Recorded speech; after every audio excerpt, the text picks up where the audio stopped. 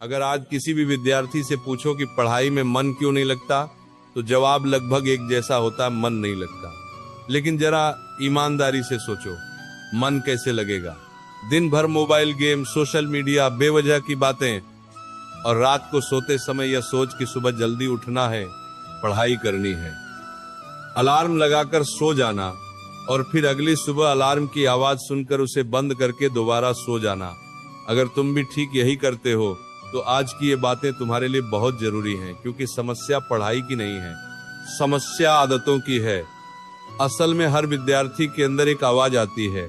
वो आवाज कहती है, चल उठकर बैठ, 5 मिनट ही सही, थोड़ा पढ़ ले। लेकिन उसी समय दूसरी आवाज भी आती है, पहले मोबाइल देख लेते हैं, कुछ खा लेते हैं, थोड़ी देर टहल आते हैं, फिर पक्का पढ़ेंगे। और इसके बाद क्या होता है ये तुम्हें बताने की जरूरत नहीं। यही टालमटोल धीरे धीरे पढ़ाई को तुम्हारी दिनचर्या से बाहर कर देती है। फिर ऐसा मन बन जाता है कि मोबाइल चलाना, दोस्तों से बातें करना, बाहर घूमना, आराम से सोना सब होगा, लेकिन पढ़ाई नहीं होगी। अब खुद से एक सवाल पूछो, अगर तुम विद्यार्थी हो तो तुम्हारे लिए ज्यादा जरूरी क्या है, फालतू में समय बिताना या पढ़ाई करना? लेकिन जो विद्यार्थी टालमटोल की आदत बना लेता है, उसके पास हर सवाल का एक ही जवाब होता है, कल से करेंगे, कल से पक्का। उसी जोश में बड़े बड़े रूटीन बनते हैं। सुबह 4 बजे उठना, 8 बजे तक पढ़ना, फिर नाश्ता, फिर दोबारा पढ़ाई। मैं दावे से कह सकता हूं, अगर तुम जोश में बनाए गए उस रूटीन का 50% भी सही से निभा लो, तो जहां पढ़ते हो वहां बहुत आगे निकल जाओगे।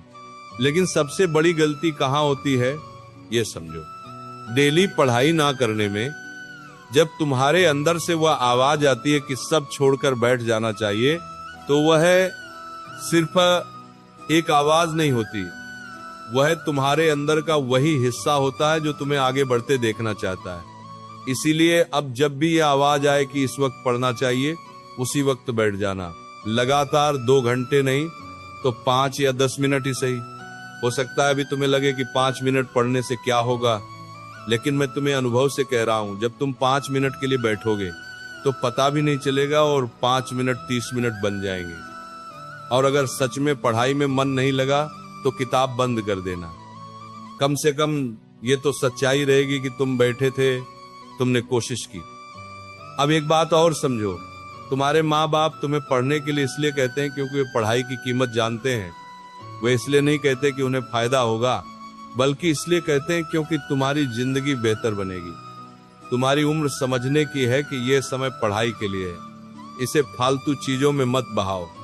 अगर आज ये वीडियो देखकर पढ़ने का जोश आ जाए और 2 दिन बाद खत्म हो जाए तो कोई फायदा नहीं।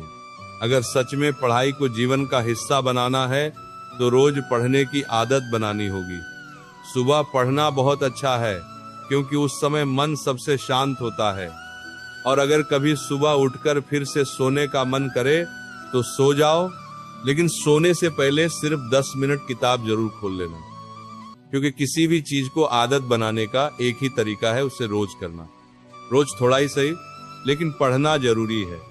धीरे धीरे तुम्हारे अंदर बदलाव आएगा। कोई भी शुरुआत से परिपूर्ण नहीं होता, बस किसी के अंदर चाहत होती है जो उसे आगे ले जाती है।